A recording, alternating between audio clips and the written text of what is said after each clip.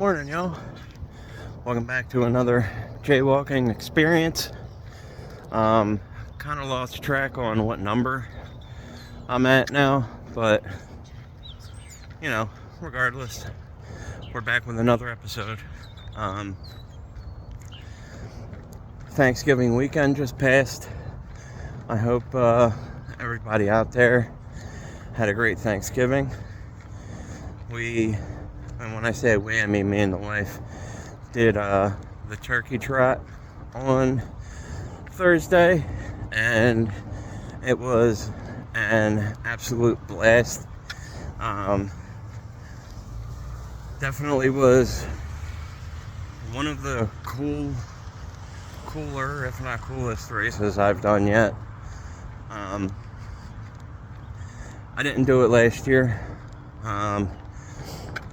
But we wanted to make sure we checked it out this year, and it was absolutely awesome. We didn't do a bunch of running, both of us. My wife really, she's been dealing with a lot of congestion, really bad cough, so we just kind of took it easy for the race.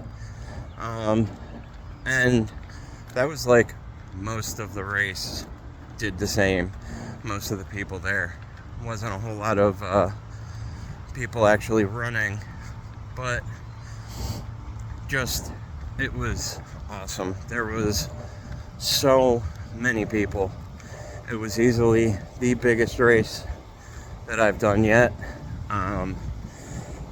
They say annually there's over 9,000 people, and I'm sure there was over 9,000 people at this one. It was giant. Excuse me. It was giant. And along the route, this was by no means people affiliated with the race, but along the route there was a couple of tables set up a little bit before mile 1 marker, and there was another set of tables set up a little bit before the mile 2 marker, and both had liquor. Like, both of them had shots of, the one table had like mimosas and Bloody Marys, and the second table had like guava and orange juice screwdrivers, and both of them for the most part were just basically liquor with a little dash of like Bloody Mary mix or a little dash of guava juice. But it was a blast. That wasn't the only reason that it was fun, but it was an absolute blast. Just everyone was super happy. A lot of motivation down there and inspiration. People of all walks of life, all races and colors and men, women, the whole nine. Like, there wasn't like, oh, this is just white people, or man, this is just mostly black people, or it was literally a melting pot of a race. And just a lot of fun, like a lot of positive down there. So we did that. So I got another race, even though I don't really clock it in as a race, quote. But yeah, it was awesome. Enough about that though. We've got I've got the Santa Run 8K and Snowman Dash coming up. And I did that last year, so the goal is to definitely kill my time from last year, and honestly, the way that I'm running right now, I think I should be able to do it fairly easily. I can't say that I'm gonna like destroy it by like 15 minutes or something, but I should definitely be able to go faster. Big difference between this year and last year. I've held myself more accountable for my runs. I've gotten a lot better when it comes to endurance and pacing myself, distance. Like last year, and I was just, it was still just getting into my first full year of racing. Like, I'm coming up, getting closer and closer to 2 years. So I've barely been doing this at all, in the grand scheme of things. Like, some of the people that I run against have been doing it for 20, 30 years, in my age bracket. So, I don't, what's the word I'm looking for? I don't beat myself up too much if I don't come in like, top 3 or top 5 of my age group, because I know that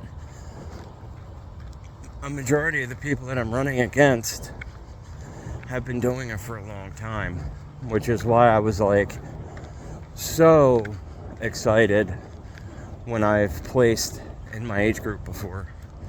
I'm really going to go hard at the Santa run because I do absolutely want to try and place. Will I? I don't know. It's yet to be determined, but it doesn't mean I'm not going to try.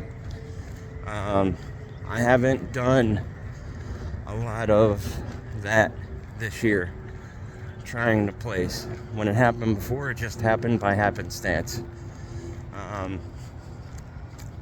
This race, I want to close out the year by really grinding and pushing.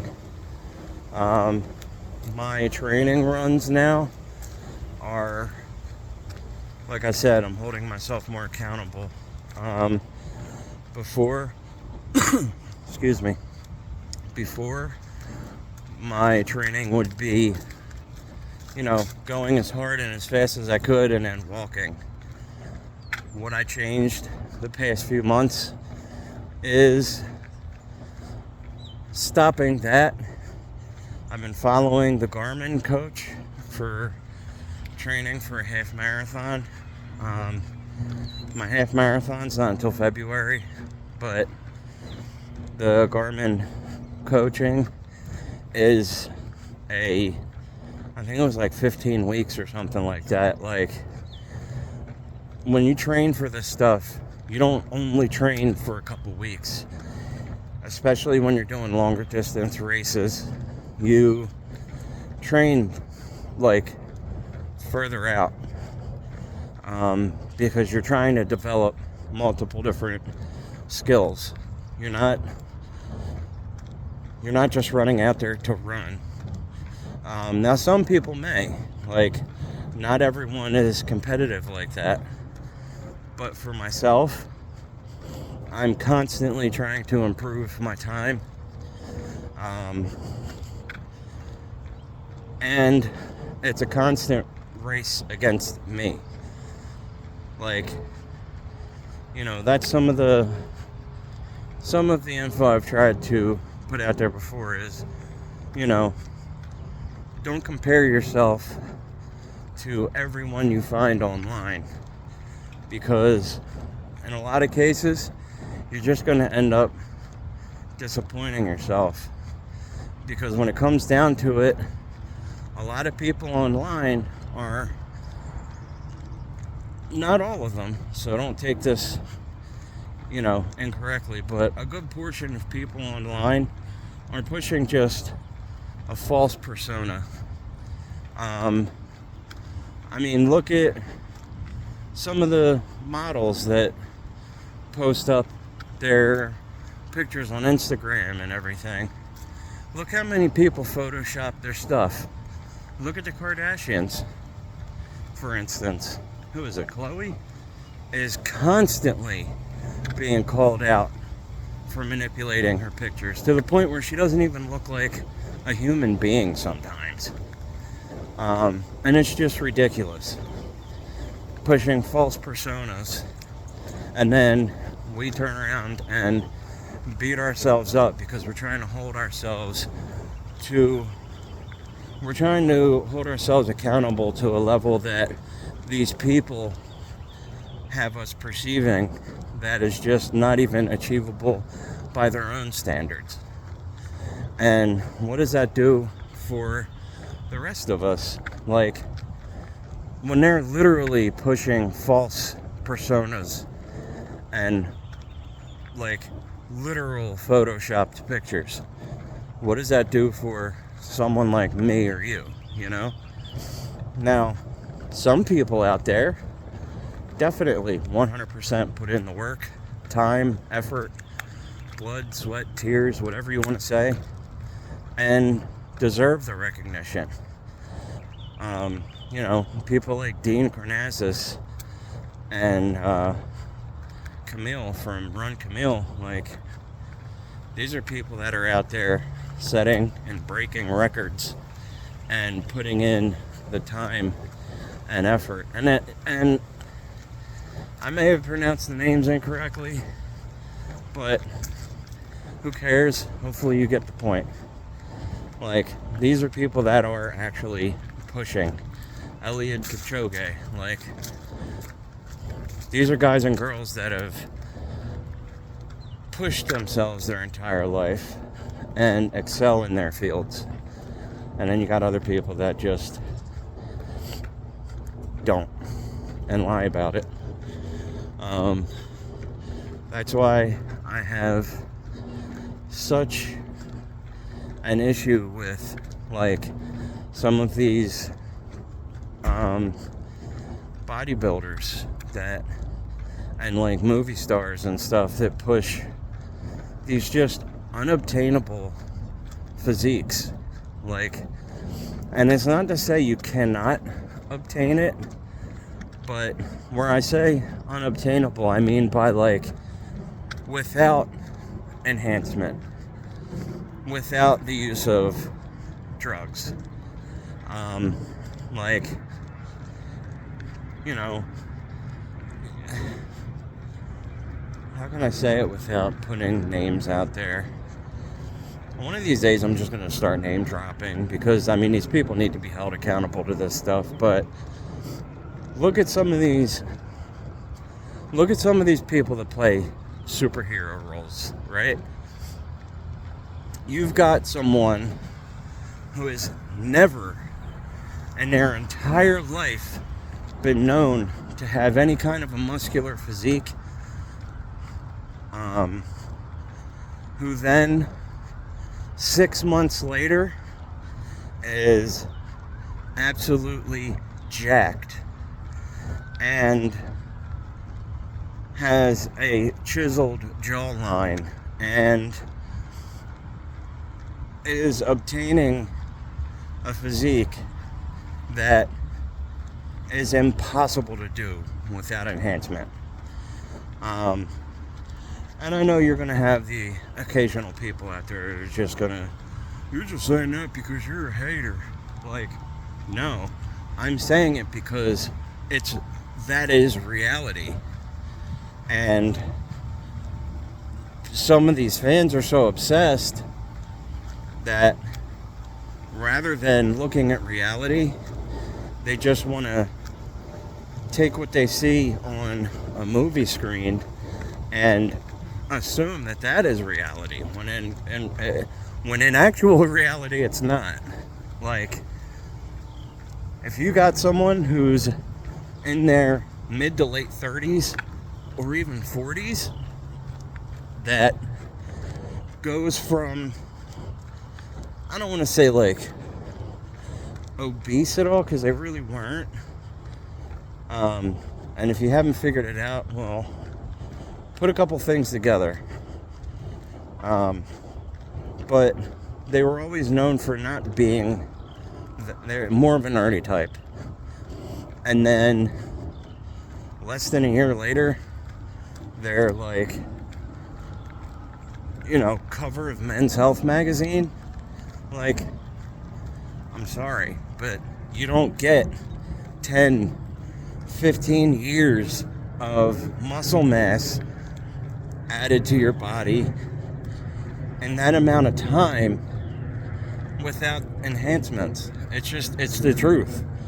Like, for a number of reasons. Your testosterone, you don't have the same testosterone that you did when you were 15. So that's one way that it's just not true and not realistic. Your testosterone's not high enough for you to do that kind of a transformation. Like, every year after, like, especially mid-30, your testosterone's going down annually. And then if you're 40 plus, it's even worse. So, like, instead of us glorifying that kind of stuff, we should start holding these people accountable. Especially because some of these people that have done, like, juicing and enhancements for an extended period of time are dropping dead before they're even the age of 50. And instead of us, like, as a whole, talking about it and holding these people accountable for setting these just unrealistic standards and pushing this extremely unhealthy lifestyle, instead of glorifying it, we should start calling it out. And, like, holding these people accountable, because they're pushing this perception on, like, society as a whole, and it does nothing but get some people depressed because they cannot achieve that physical appearance, or have people depressed because they're never going to get those goals naturally. Like, Lance Armstrong, that's another one. He was caught doping, like, to the point where they stripped medals and stuff. And that's just not cool. Like, great, wonderful. You broke records, you got all these medals. But did you do it the right way? Did you do it the right way? And I'm going to say no. Especially if you go and you take a test and they find out that you're doping. Like, and that's just an example. Because he got caught. There's a ton of people that haven't got caught. And instead of us, again, holding them accountable, we glorify it. We act like this is an achievable standard, when thankfully most people who are in these, like, bodybuilding and fitness spheres know better and will point them out. That's why I'm grateful for some channels like More Plates, More Dates and Greg Doucette for doing things like that. But anyway, I gotta get in. Just wanted to give a quick my 2 cents to help people realize what is actually obtainable and what's not realistic. But until the next one, I'm out. If you like it, hit the like, follow for more, and go follow me on Instagram at 1man1year150. Later.